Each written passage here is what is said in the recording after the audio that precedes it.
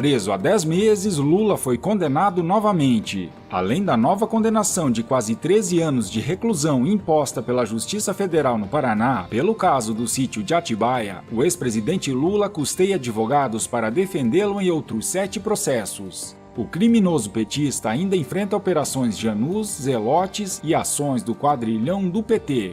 Mas isso tudo ainda é quase nada. Além dos 7 processos que ainda vai enfrentar, tem o Palocci pela frente, que é o arquivo vivo das negociatas do PT e seus aliados, que não foram sequer incomodados até agora pela Lava Jato. Palocci tem muitos detalhes sobre as falcatruas na Petrobras, onde foi conselheiro e indicou homens de confiança para cuidar das finanças na era Lula-Dilma. No mínimo, tem mais uns 100 anos de condenações para o preso dentro. Lá vem ela, a deputada federal e líder petista Gleisi Hoffmann tentou explicar aos seguidores de sua seita que a condenação do seu chefe criminoso foi por causa do Nobel da Paz. Em seu Twitter, a petista escreveu: "A perseguição a Lula não para. Uma segunda condenação a jato foi proferida, exatamente quando cresce a possibilidade de Lula ser Nobel da Paz. Na memória do povo e na história, Lula será sempre maior do que seus carrascos. Lula livre." Imediatamente, os internautas responderam à petista: "Adoro o senso de humor da Gleisi, ela me mata de rir." Se você se mata de rir, imagina o Lula, que ri igual a um condenado. Quando um petralha profere algo, ou é fruto da falta de conexão com a realidade, ou é desonestidade intelectual. E o pior é ver uma seita de zumbis fazendo coro às insanidades ouvidas. Hoje serei solidário a Gleisi, vou entrar na campanha Lula Livre 2043. Se o Zanin entrar com recurso, acontecem 2 coisas. Ele perde e a pena aumenta. É batata, o cara não ganha uma. Não custava nada mais um mês, para arredondar para 13 anos. Lendo os comentários, se eu fosse a senhora, deletava suas contas das redes sociais, só para não passar vergonha. Nobel da Paz? Será que essa senhora sabe o que é isso? Nunca houve um vagabundo e ladrão agraciado com esse título. O prêmio que Lula pode disputar é quem terá mais anos de cadeia, com Pezão e Cabral. Próximo passo é tirar ele do alojamento VIP da Polícia Federal e transferir para um presídio comum, tá ok? Mas faltam 6 processos ainda, só pra lembrar. Rapidinhas. A Odebrecht pagou mais de 630 milhões de reais em propina para a campanha de Maduro. A empreiteira Odebrecht pagou mais de 173 milhões de dólares em propinas e financiamentos ilegais de campanhas venezuelanas durante 8 anos. As informações fazem parte da investigação conduzida pela PGR da Venezuela, quando o organismo ainda estava sob o comando de Luiza Ortega Dias.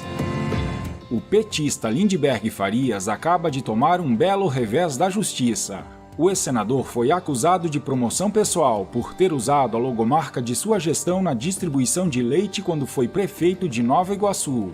O petista já havia sido condenado em primeira instância, quando o processo tramitou na comarca do município, mas decidiu recorrer à segunda instância e novamente perdeu. A decisão suspende por 4 anos os direitos políticos de Lindbergh. Dilma foi eleita a líder mais decepcionante do mundo pela revista Fortune.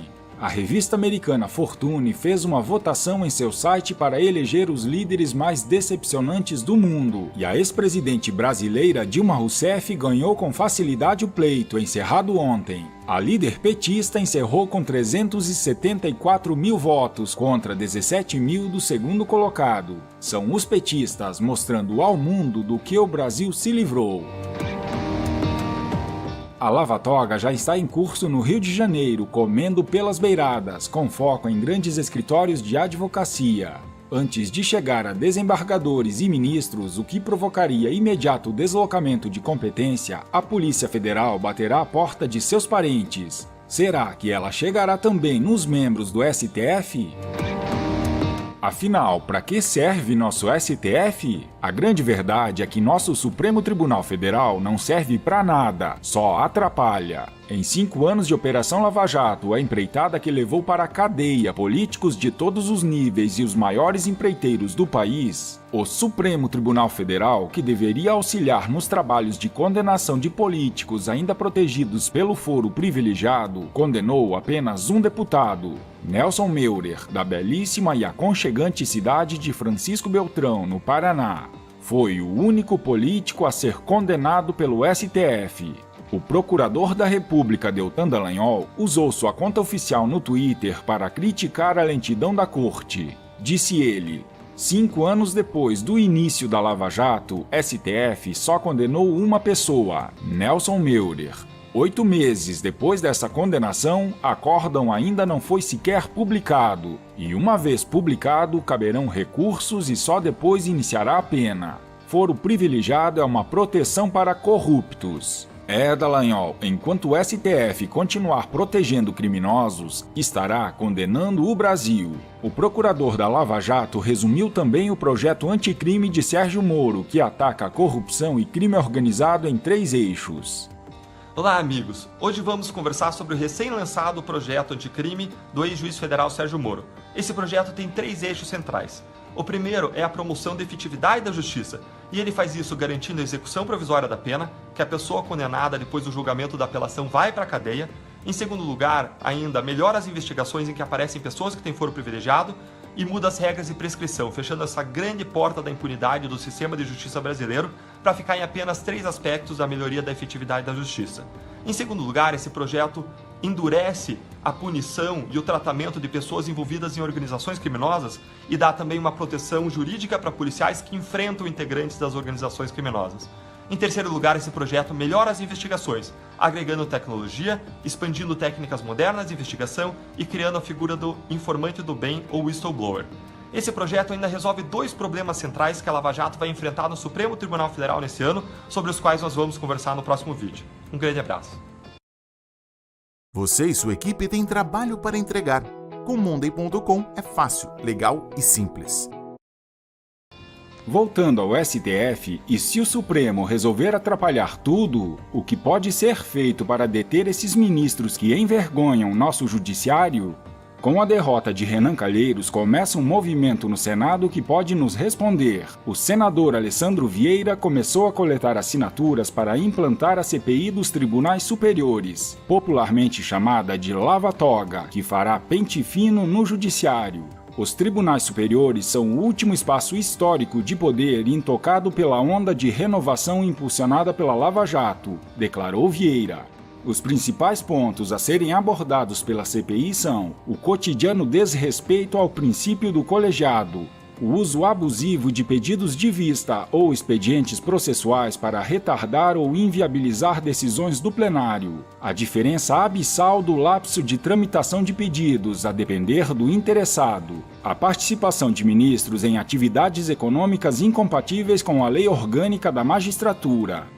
O Brasil precisa mais do que nunca de uma limpeza nos tribunais superiores. Para se ter uma ideia de como a cabeça de um ministro do Supremo funciona totalmente desconectada da realidade do novo Brasil que nasceu das urnas, basta ler a publicação do ministro Ricardo Lewandowski, que assumiu publicamente a posição de defensor das benesses do setor público, anunciando através de um artigo publicado na Folha de São Paulo que haverá barreiras no Supremo Tribunal Federal para as reformas a serem propostas pelo atual governo. Ou seja, o STF vai atrapalhar as ações do governo que tenta dar um novo rumo ao Brasil. O jurista Modesto Carvalhosa faz a advertência e pede o apoio da sociedade. Todo mundo percebeu o recado para a sociedade brasileira do ministro Ricardo Lewandowski em seu artigo para a Folha de São Paulo no dia 4 de fevereiro. Sugerimos que leiam e compartilhem para que tenhamos a força que pretendemos. Inicia esse ministro com uma série de divagações simplistas para, ao final, anunciar que haverá barreiras no Supremo Tribunal Federal, capitaneado por ele, caso o Congresso finalmente queira salvar o Brasil e os brasileiros e finalmente aprovar a necessária reforma da Previdência. O que o ministro Lewandowski quer, na verdade, é defender as benesses do setor público, impedindo que os famigerados privilégios sejam extintos com a reforma. Eis o alerta importantíssimo que precisamos fazer a todos. Não bastará somente aprovar no Congresso as reformas precisas. Também teremos que estar vigilantes para que os que se escondem atrás das palavras não minem a retomada do crescimento do país. Ou seja, teremos mais essa batalha pela frente. Outro ministro que está dormindo de olhos abertos é o presidente do STF, Dias Toffoli, que já foi citado em delações na Lava Jato e está na mira da justiça e acaba de se deparar com a delação do presidente da OAS, Léo Pinheiro, que disse em depoimento que pagou propina e repassou dinheiro em Caixa 2 para o irmão de Dias Toffoli, que foi prefeito de Marília pelo PT. Foi solicitada vantagem indevida no valor de R$1 milhão com a finalidade de comprar a renúncia do então prefeito do município de Marília, Mário Bulgarelli, do PDT, disse Léo Pinheiro em sua delação. Ainda segundo a delação, após a substituição no comando do município, realizou-se uma licitação direcionada para que a empreiteira baiana vencesse a disputa pela obra. E mais, Ticiano Dias Toffoli concorreu à reeleição e novamente a OAS teve de desembolsar uma quantia para ajudá-lo, segundo a delação. Desse modo, com a finalidade de manter a gestão de Ticiano e com isso a possibilidade de execução da obra vendida, determinei a realização de doação da quantia de R$1,5 milhão em espécie via Caixa 2, disse Pinheiro aos procuradores. Este é o anúncio de uma ferramenta de gestão de projetos chamada Monday.com. Esta é a aparência dela e estas são as sensações que ela causa.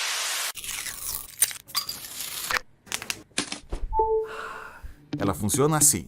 Isso é o que chamamos de quadro. Coloque tudo de que precisa aqui. Coloque os funcionários aqui.